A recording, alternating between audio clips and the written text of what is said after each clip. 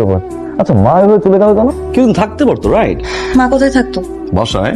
কোথায়? আমাদের বাসায়। যেখানে তার মেয়ে থাকতে পারে না সেখানে তার মা থাকবে? সরি। আপনার আমি অনেকদিন ধরে না একটা বিষয় খুঁজে পাচ্ছিলাম যে এটার কারণটা কি। আমি যদি আমার জামাইকে বাবু ডাকি তখন তোমার মায়ের সমস্যা, আমাদের মধ্যকার যদি কোনো পার্সোনাল কথা সে জানতে না পারে সেটা তোমার মায়ের সমস্যা। আসলে আপনার সমস্যাটা না আমি এখন বুঝলাম যে কোথায় সমস্যাটা আমার। আমি যদি উঠি তোমার মায়ের সমস্যা, আমি যদি বসি তোমার মায়ের সমস্যা, আমি যতদিন এই বাড়িতে থাকবো ততদিন তোমার মায়ের সমস্যা। নিশান, আই আন্ডারস্ট্যান্ড আমার মা একটু বেশি করে। এই বয়সটাতে না সবাই একটু এরকম করে। তোমার যখন ছিল তুমি এরকম করো। আমি সরি। কি করার আছে আমার বলুন? না তোমার তো কিছু করার নাই। তোমার কেন করার থাকবে? তোমার মা না, মাদেরকে তো কিছু বলা যায় না, বলবা কেন? তোমার মা মা, আমার মা মা না। তুমি তোমার মাকে ভালোবাসতে পারো, আমি আমার মাকে ভালোবাসি না। একটা মেয়ের শ্বশুর বাড়ি থেকে তার মা যদি কষ্ট নিয়ে চলে যায়, ওই মেয়েটার যে কেমন লাগে সেটা তুমি বুঝবা না। আমরা জানাই সরি, আই প্রমিস আমি ঠিক করব। সরি বলার কিছু নাই, ইটস ওকে। কিছু না। আমাদের ঠিক করা উচিত। আমি একসাথে মিলে ঠিক করব। আমরা আমাদের একটা ব্রেক দরকার। We need a break.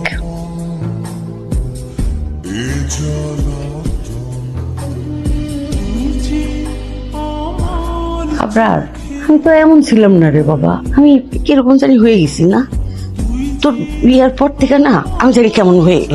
আমার খালি সারাক্ষণ মনে হইতেছে যে আমার ছোট্ট আবরার পর হয়ে যেতেছে, আমি তারে হারাই ফেলাইতেছি। খালি মনে হইতেছে যে আমার ছেলের বুঝি কেউ আমার কলিজার থেকে টান মেরে নিয়ে যেতেছে। কেমন যেন আমি একটা হিংসা কাতর হয়ে গেলাম। এরকম হিংসুটা তো আমি ছিলাম না। আমার হিংসা তো আমার ছেলেরে একলা করে দিল।